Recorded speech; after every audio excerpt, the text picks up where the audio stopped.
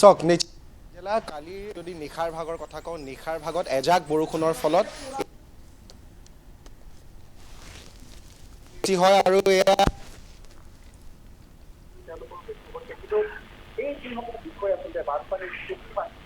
সৃষ্টি হয় এই বিষয়টো কিন্তু চৰকাৰ বা প্ৰশাসনে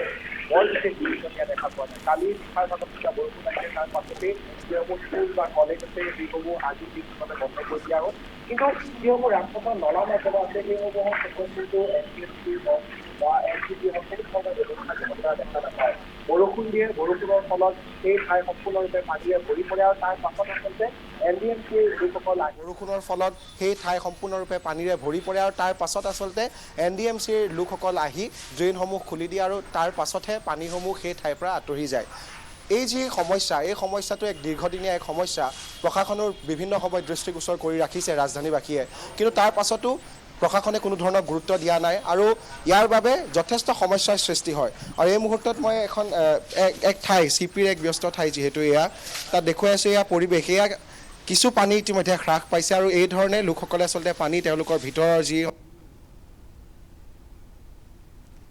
এখন দোকানৰ পৰিৱেশ এই ধৰণে দেখিছে কিছু আচলতে বস্তু নষ্ট হৈছে দোকানৰ ভিতৰত থকা আৰু এই ধৰণে পানী ওলাই ৰখা দেখা পোৱা গৈছে কিন্তু এই মুহূৰ্তত বিষয়টো হ'ল যে এই ধৰণে কৃত্ৰিম বানপানী যেতিয়া হয় যথেষ্ট সমস্যাৰ সৃষ্টি হয় স্কুল কলেজসমূহ বন্ধ কৰিবলগীয়া হয় প্ৰথমটো এক যি সমস্যা দ্বিতীয় সমস্যাটো হয় যান জঁটৰ যথেষ্ট সমস্যা হয় যান জঁটৰ সমস্যাৰ বাবে লোকসকল অফিচলৈ কাৰ্যালয়লৈ সময়মতে গৈ নাপায় বা তেওঁলোকৰ অহা যোৱা যথেষ্ট সমস্যাৰ সৃষ্টি হয় আৰু তাৰ লগতে মেট্ৰ'ৰ ভিতৰতো কিন্তু কালি পানী সোমোৱা দেখা পোৱা গৈছে মেট্ৰ' ষ্টেচন যিসমূহ আছে তাৰ ভিতৰতো কিন্তু যিসমূহ গ্ৰাউণ্ড ষ্টেচন আছে তাৰ সেই গ্ৰাউণ্ড ষ্টেচনবিলাকতো কিন্তু পানী জমা হোৱা দেখা পোৱা গৈছে এতিয়া ইয়াৰ প্ৰায় দুদিন পূৰ্বে এনেধৰণৰ মুখলধাৰ বৰষুণৰ ফলত ৰাজেন্দ্ৰ নগৰত 3 গৰাকী ছাত্ৰ ছাত্ৰীয়ে তেওঁলোকে আচলতে হেৰুৱাবলগীয়া এক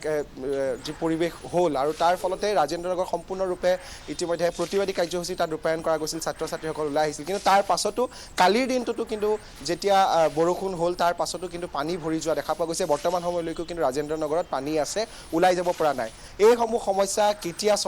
চৰকাৰৰ দৃষ্টিগোচৰ হ'ব বা কেতিয়া সমাধান কৰিব সেয়া এক ডাঙৰ প্ৰশ্ন হৈ গৈছে এঞ্জেলা আৰু নিশ্চিতভাৱে এই ধৰণৰ পৰিৱেশ এতিয়া বৰষুণ হোৱাৰ ফলতেই কিন্তু দেশৰ ৰাজধানীখনত দেখা পোৱা যায় হয় আমি অংকুৰ আপোনাক ধন্যবাদ জনাইছো এই সন্দৰ্ভত সবিশেষ জনোৱাৰ বাবে